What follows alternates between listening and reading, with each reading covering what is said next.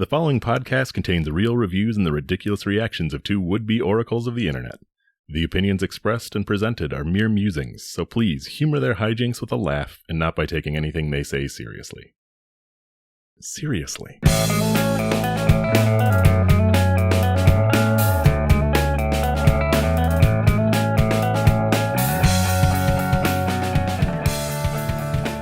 Hello and welcome to ReviewParty.com. I'm Brent. I am Matt.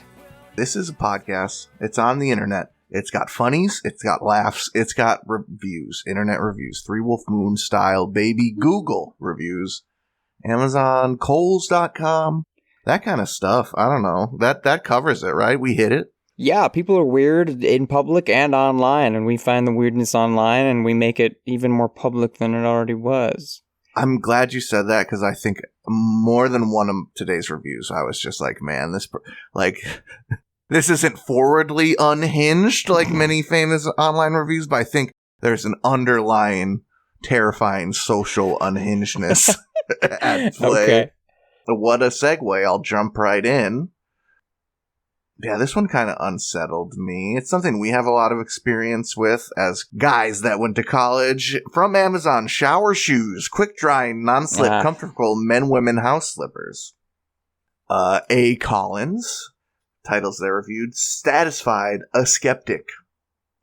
Purchased these shower shoes for my father, who needed them for a family trip. The delivery was on time, and the shoes look exactly as they did in the photos. The fit is true to size, which I appreciated. The best part is my dad loves them. From the start, he mentioned how comfortable the shoes are. The color is deep and vibrant. The best thing about the shoes is that they are truly non-slip and very airy. They are now his favorite lounging shoes, in addition to using them when he's getting in and out of the shower. He's having the shoes for 3 to 4 months now and still mentions how comfortable the shoes are.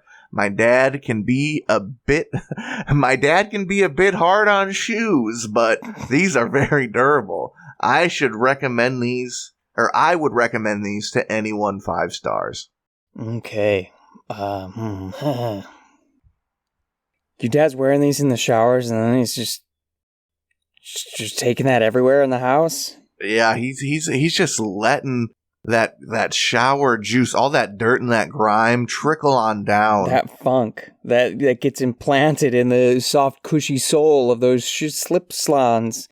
Right. My sort of layman's understanding of how soap works. I understand there's some sort of microbial removal of the cell wall or something that kills germs or whatever. But my sort of layman's understanding is the soap grabs all the off of you. It mixes it with itself, and then it's slippy slimy, so whoop, it just shoots right off of you, right? Yeah, it slides all the way down. Real hit and run situation, grab and go. But I think the soap cannot escape 100% when it passes through the sieve of some Croc-esque shower sandals, right? No, there's tiny creases and cracks, I'm sure. Particularly if these aren't like 100% rubber with no permeability whatsoever. There's little areas, little dark, warm spaces where water has now collected. And it's just gonna funkify. It's nothing but the scummed up soap just sitting there. Festering. Menacingly. Now it's on your lazy boy. Now it's on the dang ottoman or the coffee table. Now your dog's looking it up. Now you put down a slice of pizza, you tipped up your plate. Whoop, no, it's on the coffee table. That's fine. Guess what was on that coffee table? Your dad's stanky feet. God forbid the man uses a blankie while he's lounging. It's getting everywhere. That is just going to become evil, an evil blanket. Guaranteed he's walking into the garage with those slippers on too. Put it in the recycling out there. These are going everywhere. And then, what about the other people using the shower? Getting not just the soapy soap scum sponges all over the bottom of their shower tile, but now he's dragging in the garage. You know, he's dragging in fucking dog fecal matter that's just running around outside. You don't know what's going on out there. Man. And, I mean, the idea for college shower shoes, right, is like you're sharing a shower with 20 plus other dudes, and you don't know what they're doing to the bottom of that tile. No. But there comes a point where the shower sandal becomes an extension of that gross, grody ground. Yeah. I know for a fact, full disclosure, I got a rash from my shower shoes sophomore year. Oh. Yeah, it was... The doctor did not just give me a regular old over-the-counter medication type rash. I was on full-on assault, I believe, winter break circa sophomore year. So this is real, folks. Be careful. Yeah, I would bring those back to my room and it would just... we don't touch them. We don't speak of them. Put them on or in a bag until I need them again. Yep. I would think and I wasn't lounging in them. A shower-only situation or just when going to the bathroom. So like, what do you think I am? Some sort of monster? Some sort of dad who's not only rough on his children but rough on his shoes as well. The rough on the shoes is crazy. I was not rough on my shoes and terrible things happened, so I don't know what's happening to this man. He's sort of grinding them back, shimmying back and forth. Dad, you're cutting a rug, literally. Like one grinds their teeth, but he was doing it with his shoes. Well, yeah, I think we artfully dissected the unhinged nature of the man in his shoes. Do you have a review? Yeah, I got a couple of reviews that are unhinged in different ways as well. I've got some Yelp reviews for Ditka's Oakbrook. Ditka's is a chain of Chicagoland restaurants founded by legendary coach of the Bears, Mike Ditka. It's very popular to chant his name while eating like your fourth giant sausage during a sports game. Oh, Ditka. Ditka. So that's just a restaurant about that. Pretty much. Here is a review from Wilhelm M. Wilhelm writes, I went to Ditka's on Thursday evening in Oak Brook, Illinois. The waitstaff serves your food with their thumb in your plate. I mentioned it to the restaurant manager. He claimed that, quote, management instructed them to. Since when does the management instruct the waitstaff to do something so unsanitary and disgusting? Then the manager asked me to leave when I was getting ready to eat, so I departed. I started driving north on Route 83, and I tossed the food out the car window. Hopefully no animals dined on it and caught food poisoning. Boycott all Ditkas. They appear to be unsanitary! Exclamation points! And the management appear to be bullies! 1 star. See, I'm a respecter of the germs, you know. I don't think of myself as a germaphobe, a son of a germaphobe, a germ respecter. So I quickly looked up serving, thumb in plate serving, Google Images. It does appear the proper technique is sort of to use your palm as the counterweight over the top. You know, the meat of your thumb at the bottom. So that way your thumb doesn't hang over the food. Standard practice, I understand. Yeah. But I also understand that a lot of hoity-toity, hold your fork a certain way, rich people bullshit is just... It's not so much for sanitation or actually eating your food better. It's more for just being able to be classist and point at people that do not know the etiquette when you do. And as a germaphobe, it's a case-by-case basis. If the thumb is in my freaking potatoes, bro... If you got thumb in sauce and they don't realize that, then you can kind of raise your eyebrows a bit. Definitely. But if they're just literally holding a plate as though a human would hold a plate and handing it to you, I don't know. I just can't come at a person like that for that, you know? Mm-mm. For navigating this world, this scary place. I'm sure if the management instructed the waitstaff to do that, it was because their plates were flying out of those hands. Yeah, I'm sure they got some heavy steaks on some heavy plates, and they don't want that thing to go whoop. Yeah, if you're going to a place called Ditka's, you really want the bow tie waiter with the, the one plate in hand lifting up the fucking dome on top for you, all the steam comes out. Monsieur, would you like another glass of wine? No, I want some dude in football pads fucking throwing my hot dog at me like a football. I gotta catch it in my mouth. Plus, okay, the waiter didn't wash his hands, bro. I'm sure that waiters wash their hands every 5 minutes and then it's dried out and yeah. Right. There's more like dried up death on their hand than there is germs. It's there. When you work at a restaurant and you're washing your hands every 10 seconds, your hands are sanitary because they're just like the Mojave Desert. Yeah, there's no life. Pure bone. Like maybe you'll get some cactus sprinkles on there or something. But nothing that's going to hurt you. No, you will be fine. What else? We got another one from Ditka? Well, I want to briefly touch on the unhingedness of throwing the food out the window that you that you so took right. to go. So right. And Route 83, that is, I know all the listeners out there aren't going to know where that is or what that is, but it's not like it's a rural highway or anything like that. It's pretty busy. This is by a big mall. Right, he literally committed a crime and proudly stated it. Not just like a regular littering crime, but like endangering other people on the highway with your littering type crime. It is insane. And I understand, I don't know, I think everyone who's driven a car at some point in their life has had a moment where they just are, fuck this, and they huck it out the window. I think that's an important human experience, but you don't have to tell everyone you did it, you know? Yeah, we don't need to know that. Mm-hmm. You could have said, I just threw this out, and it would have got the point across. You know, there's not some it doesn't need to be a grand production. This food made me into a criminal. This is his Joker origin story, bro. I poisoned animals with this toxic, unsanitary food. I don't know how I got these scars. I threw a chicken cutlet out the window. So yeah, from unhinged to I think possibly more unhinged.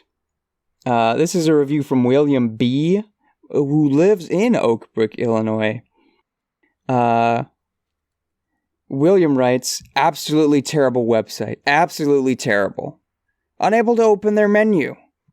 It want me to say more, but what more is there to say? It's the worst website I've seen in restaurants in the Oak Brook area. Spend more money and hire someone to do it right. 1 star.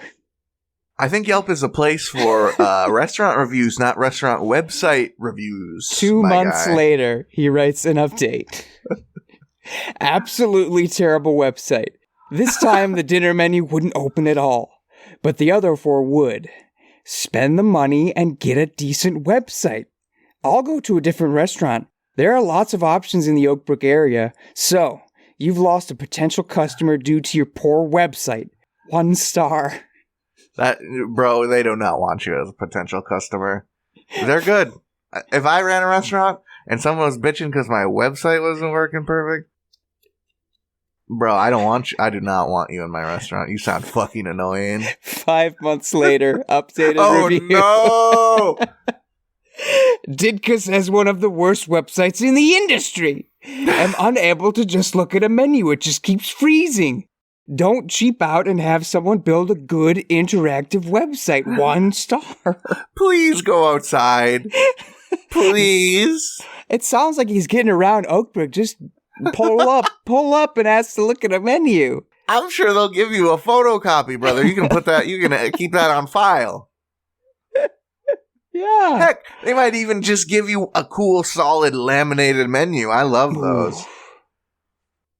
Oh my god, I went to his profile and this is all this man cares about. These bad websites are living rent-free in his head. I understand it's a new age, you know, but restaurants businesses don't have to cater to what you think a business should be. Oh, Bro, God. if you want a restaurant with a good website, feel free to open a restaurant and make the website as sick as possible. Play freaking Galaga with the options. I don't know what the hell you want, but come on. This one, he's complaining that the menu doesn't show on the Yelp website. Yeah. And then he's complaining that Yelp is making him write more. There's a local joint. I'll shout it out. El Serape. Great tacos, enchiladas, chimichangas. Oh, just a plate of rice and beans. Can't go wrong. Anyway, they're on the apps, on the DoorDashes and the Eat Streets. Their menu just ain't set up right. Shit's fucked. I don't think lesser of the restaurant at all. In fact, I think more of them for not giving a shit about They that don't all arbitrary. have time for that. Right. They're busy making the tacos nice, making the quesadilla melt just right with the crunchy crust on the outside. Oh, with the yeah.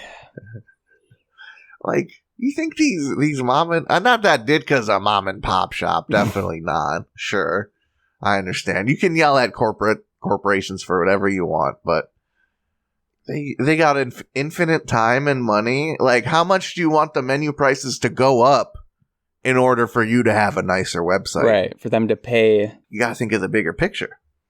Shaking my head. Well, our website's nice, reviewparty.com.com. Yeah, it is. Check it out.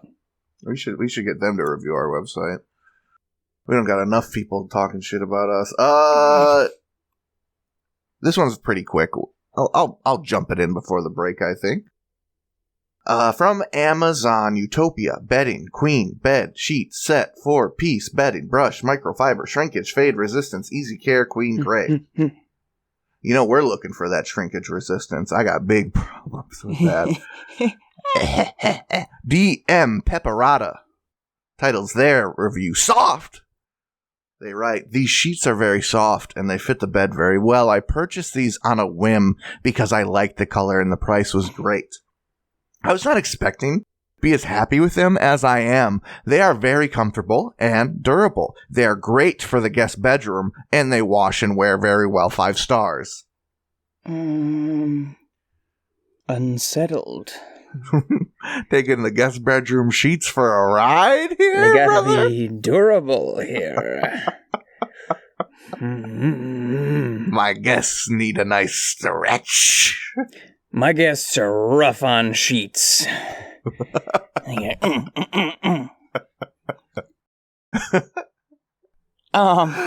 They're getting in. They're setting up the guest bedroom and getting in the sheets for the night in a freaking lab coat with little protective glasses and taking notes. Well, they're getting ready for bed. I hope that's what it is, rather than didn't we have the person with, ooh, these silk sheets are perfect for a guest room. You expecting people to get freaky in your guest room? I mean, if I had a guest room, I would like it to be a realm of a void of knowledge in my house as to what's going on in it, you know? I don't want to know. I'm not inquiring. I'm not wondering. I hope you have a nice time. But that's yours. That's your private space. I don't know about the sheets. Maybe that's where the sturdiness and the hardiness of these sheets come up. They're sort of just like like plates of glass that you just slide on top of the bed. If a person touched them, they would leave no blemish whatsoever. Right. So it's not so much. These are impervious adamantium sheets. They need to be durable to appear as mint condition for as long as possible. Okay, I can appreciate that sentiment. They got to send these in to the comic book rating center. They're gonna get a cool little, put them in a glass case, rated S for durability. The resale is gonna go crazy on these sheets in like 20 years. But yeah, I just can't. I don't know. Parts it's touching on are very strange for the guest bedroom situation, isn't it? Yeah, I'm concerned about my guests' comfort. Mm-hmm. That's really about it. my guest bedroom sheets are getting like a whoosh with my hand, a whisk with my hand at best.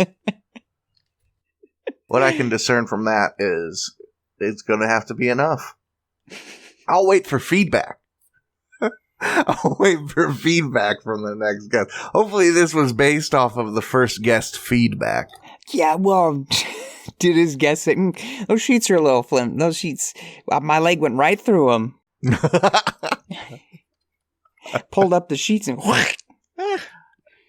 now those sheets would be good for the Mormons, you know, with the sort of sheet situation that they're looking for, real thin and can feel stuff through it.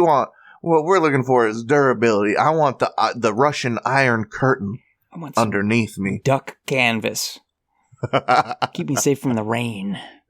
I want when a bullet hits it, it just kind of pushes through and makes a little nipple, not the full penetration. Oh, yeah. I think we're going to take a break. Let's do it.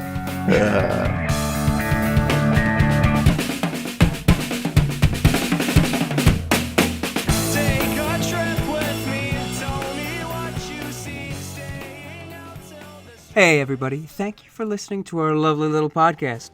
If you'd like to go above and beyond in supporting our show, or have the most fabulous conversation starter since sliced bread, go to reviewparty.com. Click on shop and explore some fabulous t-shirt designs. Where's your favorite place to wear a t-shirt? On my body. Mine is at the store. That is a good place to wear a t-shirt. Reviewparty.com. Click shop. Why stop there? Don't stop now. Don't stop me now, because I'm buying a t-shirt. I'm buying a shirt. Ladies and gentlemen, welcome to the second half of the episode, and welcome to Upon Further Review. Ooh. I wonder, upon further who it will be about. Something probably near and dear to our childhood hearts, if not our adult hearts too, and mouths and bellies and tongues. Are we reviewing sheets? Yeah, exactly. Guest sheets, specifically. The actual Upon Further Review segment is going to be somewhat short, but I supplemented it with some fun reviews. Hey, perfect. I was actually looking for reviews, and then something in a review was like, is this person speaking the truth? So I looked it up, and it turns out they're speaking the truth. Upon Further Review is the segment where we look at the things we thought we knew, and we figure out how little we knew in the first place. And I don't know about you, but I'd like to say I have come to know the childhood delicacy known as the airhead. Have you come to know an airhead? Of course. The mystery flavor, and I go way back. And that is indeed what we are touching on today. The mystery flavor of airheads. I'm reading a bit from thedailymeal.com, so credit to them. They talk about how there are mystery flavors of Dum-Dums. We know that. Fruit roll-ups, Mountain Dew. Lots of things have mystery flavor. It's the intrigue. You know, you gotta buy because you gotta try. Apparently, 1993 was when mystery airheads came out.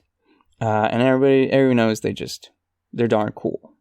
For whatever reason, this post is talking about how you blindfold people and you have them eat Skittles and they think they're all the same flavor because they can't see the color to know what they're tasting. I don't know if that's true that Skittles are all the same flavor, but whatever.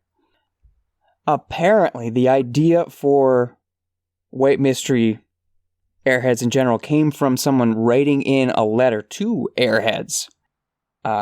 Assistant brand manager in the 1990s, Matthew Fenton, was going through the letters, and people would send ideas for flavors. They would ask for free candy. They would draw new Airheads logos. But one guy was like, maybe you should make a white version of the candy that's a mystery and people have to guess what it is. And the guy's like, we're going to try it. And they tested it out in classrooms and And all the kids are like, oh, what was the mystery? What do you think the mystery was? And he's like, we've got it.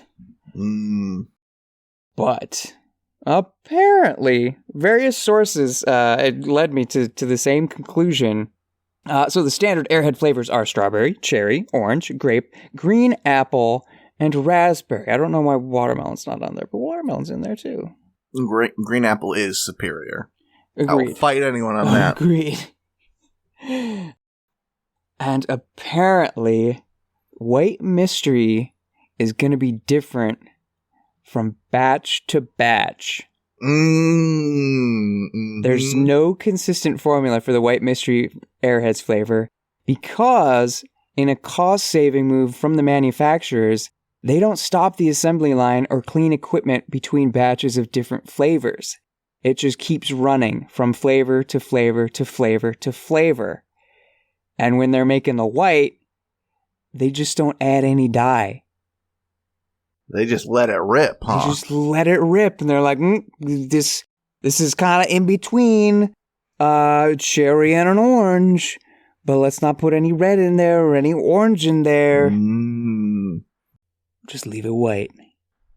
And the white, that specific white, because I think white candy is evocative of vanilla, usually, right?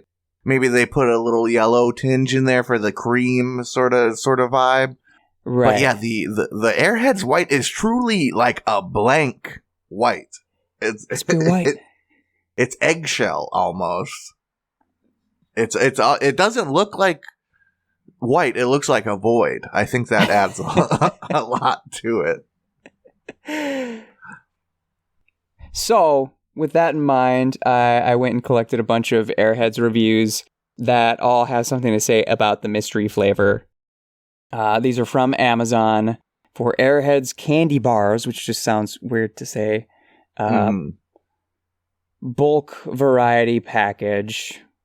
Blah, blah, blah. Well, Airheads candy bars, variety bulk box, chewy, full-size fruit taffy gifts, holiday parties, concessions, pantry, non-melting party, 60 individually wrapped full-size bars for $15 at the time of recording. No, it's not a bad deal. Not bad. Lee Turcott titles their review, I love these things. And they write, my pack was White Mystery Light, my fave, and Watermelon Heavy, my least fave. But your mileage may vary. I only got 2 unfresh ones in the whole pack. Shout out to my dentist, 5 stars.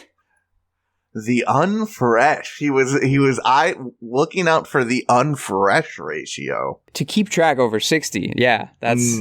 What a connoisseur. I think I don't know if that's what you're looking for when you're buying bulk Airheads. I guess when I get sort of a hard, tacky one, I don't know. I just think of that as part of the fun of dipping into some taffy-esque candy. You don't really know. The texture is going to vary a bit. Maybe that's why mystery flavor goes hand in hand so well. That's true. Every now and then you get like a little hard piece of sugar, and you're like, this sucks. Other than that. Yeah, when they're brittle, the brittleness, it does cross a line. Here's what Anthony Jr. has to say. He titles his review, 60 bars of delicious taffy for $8 bucks. An absolute steal. He must have got it when it was on sale. He writes, why can't other candy manufacturers offer deals like this? I've looked all over Amazon for similar deals on bulk purchases of candies, and nothing even comes close. But I digress. Taffy is a classic form of candy as the chocolate bar, and Airheads are the best taffy I've ever had. You get 60 bars in this box for just $8, making it an absolute steal. I buy one every few months as a special treat for myself. No regrets. My only complaint is the white mystery flavor. Good God, I wish Airheads would cut with this stupid gimmick and just give us an identifiable flavor like strawberry or lemon. The white mystery kind of tastes like lemon to me, though I tend to notice white mystery also has a very mild, pungent aftertaste. The rest of the flavors are just fine, though I have a weakness for the red cherry and orange bars. Not much else to say. Mostly taste great and a great deal. Just replace white mystery with an identifiable flavor and I'd give it 5 stars across the board. 5 stars. It is such like a grand experiment. You get to see the placebo effect at its finest. You get to see like how individual personalities react to the placebo effect. Yeah. There's definitely some pungent funk. Yeah. Maybe that's just coming from inside your heart. Maybe that's just your sort of default mode. It's got some pungent mouth matter. But I'm curious to your take on sort of the Airheads versus other taffy treats. I wouldn't call Airheads taffy. I'm sorry. Yeah, it's evocative of taffy, maybe. It's a sugar bar. I don't know. Yeah, it's just like it's like fruit leather minus the fruit, right? Yeah. Even Laffy Taffy is a tiny stretch for taffy. Right. I think, and that's might be the key point. When you rip an Airhead, and I don't think this is a point against it, this is how it is, there isn't much stretch. It sort of just like breaks down. Yeah, the crystals separate. They're like, we can't do it anymore. Right, it's giving sort of a gruel. It's like a gruel that's like compacted. Whereas taffy has that almost like Pizza Hut commercial-esque stretch. That taffy pull. Mm-hmm. Yeah, I think that's very important to the identifier of Airhead, because I've never thought of Airheads as taffy, just as like a chewy candy. Mm-hmm. Yeah, it's chewy. They're sort of like a Starburst that's been rolling pinned out. Yeah. Artex titles their review, Great Value on a Classic Candy. And they write, I haven't had an Airhead since I was a child, but they still taste good. Pretty good value, too. Bizarrely, as a kid, I always dreaded getting the mystery flavor. But as an adult, I like it. I took 1 star off because the individual candies seem smaller than they used to be. But it's possible that could be due to things sometimes seeming bigger when you're a kid. 4 stars. No, definitely that's the... When you're a kid, Airhead seems like a pretty... One Airhead is like is a big candy, I think. Yeah. But when you're an adult, yeah, you hold that in your hand, it's just the scale's not going to be there. It's not the same. Especially compared to the aforementioned Laffy Taffy. Which is almost a brick of taffy. Yeah. Bring back the one with the candy pieces in it, man. The watermelon one. Going to my cousin's baseball games, walking up to that little shack. Ooh. Giving them 50 cents and getting a frickin' taffy with candy pieces the size of my head. Wacky taffy or something. The monster taffy. Yeah. Monster taffy, yep. That was so good. The best. But it does make me think, are you familiar with Red Dog beer? Red Dog brand? Yeah. Yeah, that's, for those who don't know, Red Dog is an off-brand beer, but actually, maybe worth it upon further review, Red Dog is the batches of Miller Lite that do not pass the quality checks. I think I have heard that. Yeah, and then they dump that into a big vat of swill and package it up with a red doggy on front to sort of market it as the tough guy beer, you know. You can drink piss, then you must be pretty tough. But mystery flavor is kind of the Red Dog beer of candy. Mm-hmm. All the garbage that didn't make it, we can't throw this out, you know, capitalism's crazy. There's a lot of sugar in there. People worked hard to get that sugar. Our gnomes worked hard down in the mines to harvest that sugar. Is there any other reviews? Yeah, but I'll save some for another time. I'll just get to my 2 favorites. Here's a review from Bean. They tell their review, Great Multiple Use. Which, we might as well get back on the unhinged train. They write, Airheads are always my favorite, but like eating pure sugar. I love the white mystery and the watermelon. On the plus side of things, we try to keep a few of them in our vehicles in case of a sugar drop due to diabetics in our family. They can raise levels fast if you're out of glucose tabs. Also, Pixie Sticks work awesome too. 5 stars. And if you're diabetic, you don't have to become Willy Wonka. I mean, that does sound like a great suggestion. Keep some airheads on you. Boom, blood sugar rush can help you in a scary situation. But I think Pixie Sticks crosses a certain line. The sort of utility belt nature of having to like a pixie stick and down it real quick to get yourself better. I guess if there's nothing else, but I don't know. Yeah, to me, it's a little much. Not on the nose, but like on the face. It's like if your blood sugar's low, have something with sugar. It works great. Sugar? Oh, pixie sticks. I never would have put that together to have some sugar, to up the sugar in my blood. Finally, we have a review from Brandon Dunn, who titles his review, "Put That Sugar in My Stomach." And he writes, "Children will never understand buying these and saving them to go to school and use as currency. Man, I miss those days. These take me back. The only mystery in my life now is white mystery. I love you, airheads. Don't ever leave me. I'm 35. 5 stars. Keep on keeping on, brother. Yep. We're right there with you. Did you have any fad candies on the elementary school or middle school program? The big Jawbreakers were a big fad at my school for a while. I'm trying to think. Airheads were definitely popular there and at the pool. On the streets? Yeah. I don't know if we there was like this this ooze, this sour ooze. Okay. Sour gel candy. It looks like a toothpaste tube of sour. Yeah. It's just called sour ooze. Yeah, it looks like there should be hair gel in there. Yeah. That you could get that at the old White Hen Pantry convenience store that is now a 7-Eleven. RIP White Hen. But that was right across the street from the school, so that was a cool thing to get. See, the one grocery store in my town, Angeles, now a Jack's, rest in peace.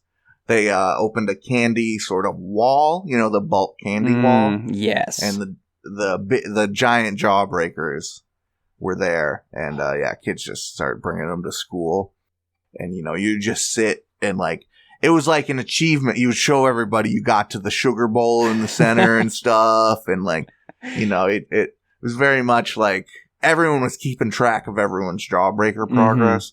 But then there'd be the 5th grade bully kids who would just put them in the little plastic bag and smash them against the metal rod, and it's you're skipping the whole journey, man. That's not what it's about. That's not how you do it. No, just get some gobstoppers if you want the little Jawbreaker effect, poser. All right, that's some airheads. Yeah, some upon further Precious Max, I guess. Yeah, no, I love the bringing the reviews in, bringing it home at the end there. Yeah. I have a review from IMDb for the Emmy-nominated program X-Men 97. Dude. I think I've probably dabbled in, if not X-Men 97, definitely X-Men on the show before. It's my little thing. But, this is the second best rated show on IMDb this year. 9 out of 10, kind of amazing. So, of course, I found someone with a middling review for it. Blue Sky _NG titles their review, Bad Storytelling Random Events. You know why the original X-Men was so great? Because the story was great, the writing was great, the characters were great, everything is just great. They were unique individuals with their own personalities, but this reboot, if you can even call it a reboot, was none of the above. The storytelling was horrendous. It's very fragmented, just bits and pieces here and bits and pieces there. Everything just happened without rhyme or rhythm, episode after episode. They feel more like filler episodes than anything else. What's equally as bad is there's no character development at all. It's presumed that the audience already knew these characters. Problem is, looks aside, they hardly even feel like they're the same characters. They're like complete strangers living under one roof with no friendships, kinship, structure, nor curriculum to tie or link them together. I'd rather they make a fresh reboot than doing this because I don't enjoy this series one bit. 6 out of 10 is a really high score from me. 6 out of 10. What? If you don't enjoy it, but 6 out of 10 is really high for you, like, do you enjoy anything? I hate the show. It ruined my life. All my favorite characters are wrong. It's okay. This is one of the highest scores I've ever given out, but I don't like it.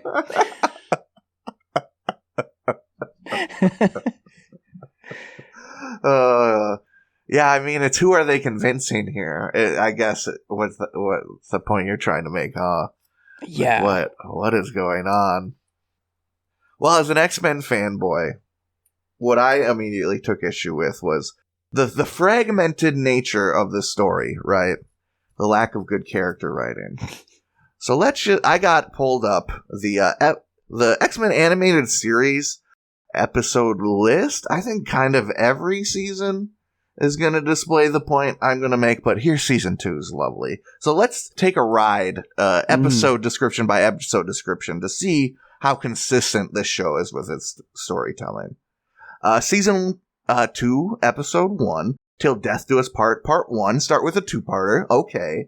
That's non-fragmented, I guess. Gene Scott get married. Newly elected President Kennedy freed Beast and added him to the presidential cabinet. President's newly found pro-mutant view. The public feels betrayed and react to violence. Okay. Sounds like a good story.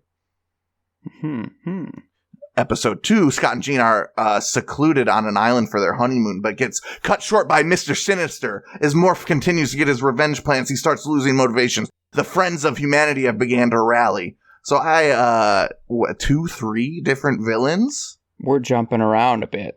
We're jumping around. 3 villains in storylines in the first 2 episodes. That was supposed to be a 2-parter. So let's go to episode 3, whatever it takes. Storm returns. They haven't talked about Storm. Do we even know this stranger, Storm? Who? When a tear in the astral plane appears in Africa, Storm goes to investigate. Meanwhile, Xavier and Magneto are lured to savage lands in Antarctica, and Wolverine continues to search for Morph. That's 3 storylines, each with their own villains. Super distinct locations and stakes. And wow. Just a bit. Episode 4, Red Dawn, Colossus. Who's this? They haven't talked about him before. Returns to Russia with Juleby. Who? Am I supposed to know these people? These are strangers. They don't even know each other. They don't have the same curriculum. Super Soldier Omega Red has history with Wolverine. Xavier and Magneto continue their treacherous journey. Huh? Episode 5 is titled Repo Man. I don't know who Repo Man is. After Wolverine has been lured to Canada by a message from an old friend, he finds himself fighting the Canadian super team Alpha Fight. I don't know who they are. Do they even go to the same school? Has the sinister agenda of retrieving Wolverine's adamantium skeleton? So, I'll quit reading the descriptions and let me just go over each episode and say the villains. Externally Yours, the Assassin Guilds, Thieves Guilds, and the Externals. Gambit and his brother Bobby. Episode 7, The Fugitives, Part 1. Bishop returns. His actions with Cable lead to a far greater tragedy occurring. Time Fugitives Part 2. Cable becomes present to prevent Bishop from saving a mutant kind from Apocalypse's plague. Episode 9, Rogue's Tale. Mr. Sinister sends Mystique. I think the point is made. That it's just fun every week. Yeah, he said that the most consistently non-fragmented storytelling ever told was this extremely monster of the week, all over the place. Let's fit as many storylines in this show as we can because we don't know if we're getting another season show. Episode 10, Beauty and the Beast. Episode 11, Mojo Vision. Episode 12, Reunion Part 1, which is a Mr. Sinister and Savage Land. Episode 2, Kazar. Wolverine, like, come on, man. He did not watch this show. I watched this last year and I was like, this is breakneck. This is, my neck hurts. We're getting Apocalypse Season 1, Episode 5. Like, come on. Yeah, man. The projecting comes clear. So yeah, thank you for letting me make my point. Yeah, dunked. And don't get me wrong, X-Men animated series, fragmented all over the place. Wacky, inconsistent character writing. But what it is rad and really good and a great introduction to the X-Men world because they don't dilly-daddly giving everyone a 10-episode backstory that you need to binge watch on Netflix or else you won't be able to talk about it at work. What they did is just give you some fun episodes and some views into the world of the X-Men. God forbid. I hate that. I hate it, dude. I hate when cartoons are like cartoons. I don't recognize my characters. Who is this Wolverine guy? I need a 12-episode backstory. As long as we're talking about superheroes, I got one that I don't know that we'll have a whole lot to say about. I kind of mentioned it last week before. I've got an Amazon review for the GameCube Hulk controller by Naki World. Let's go. I'm glad you did because I was going to. I forgot. This is a review from Josh, who titles his review in all caps, -5 stars. Wow. Josh writes, I put 5 stars because I mean -5 stars. Yep, that's right. This is probably the dumbest controller ever to be made for GameCube. I mean, I borrowed it from my friend once, and it never worked for me. It works for about a few days, then nothing works at all. Same thing for the Spider-Man controller for PS2. If you have a GameCube and you're looking for a controller and you only see a Hulk controller and a regular purple controller, quote, the Hulk controller looks a lot cooler than the purple one, end quote. Well, if you think that and buy it, that was the biggest waste of money you could ever waste. 5 stars. But again, he put 5 stars because he means -5 stars. This may be the dumbest review ever written.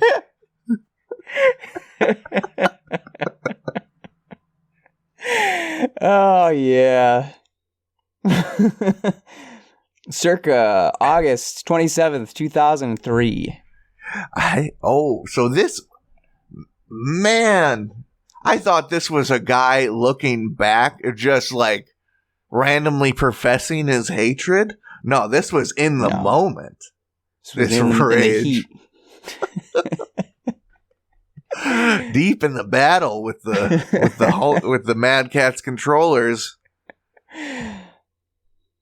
I mean, I'm sure I had that sort of vitriol for the Player 2 controllers of my life in that era, but I didn't think my hatred rewrote the rules of society. No, no, you can't. I'm so mad that you're gonna give me $10, but actually it's -$10 because I'm so mad. So it's like I'm giving you $10, so I'm gonna get some cigarettes too. All right. Yep. Thanks for the input, Josh. Thanks for the $5. I mean, what a 5-star Friday. Yeah. I gotta bring that Hulk video game review I was talking about. But before we get ahead of ourselves, thanks for listening. You made it to the end of the episode, real one. Congratulations. Thank you for listening to ReviewParty.com. Glad to have you. We got new episodes every Tuesday. That's right. #Tuesday Reviews Day. If you'd like to send in an absurd review for us to muse over, please send an email with a hyperlink or a screenshot of the review to reviewparty.com@gmail.com and include your name because we'd love to give you credit. Please and thank you. If you want to reach out to us some other way, we're online at reviewparty.com on Instagram and TikTok, at reviewpartypod on Twitter/X. We've got a Letterboxd. We've got a YouTube. Just search Review Party or reviewparty.com. I guarantee you're probably going to find us, okay? It's probably going to be worth your while. However you like to consume your funnies. We're laying a buffet and letting you scoop all of piles of fun that you want. We're a big wall of different candies at the grocery store, and no one's going to smash your jawbreaker against the rail. It's all sweet. That's what I'm going to say. All sweet. You can go to reviewparty.com to get all the flavors under the rainbow, talking about blog posts, talking about the episodes, talking about the listening platforms, and the shop. Yeah, it's worth your while to go and just poke around. Poke around enough these days, and I'm worried. You can also leave comments under the episodes on the website. That would be fun to get a little something going on, a little something more than the haters. What up, haters? What up, haters? Man, if the haters made it this far in an episode, newfound respect. Yeah, suddenly they shut it off. They know we're here. They know we're here. They saw us. Hey, Nosebleeds, I see you, homies. They let us use their song, Bread for Breakfast. You've heard it throughout the episode. It's a great tune, isn't it? If you want to hear more that song and a lot more good ones, go ahead and check out go ahead and check out Nosebleeds. One word, Spotify is a good place to send them. Mm-hmm. I have a review to send us off this week, sir. It is from Amazon for the Foama Crash Pad Sensory Pad with foam blocks for kids and adults. Extreme comfortable fabric and washable cover. Ideal for kids to jump, play, or relax. It's just a big bean bag, ? Okay. For roughhousing? Just a big sack. Shows a kid jumping on it. Pretty excited.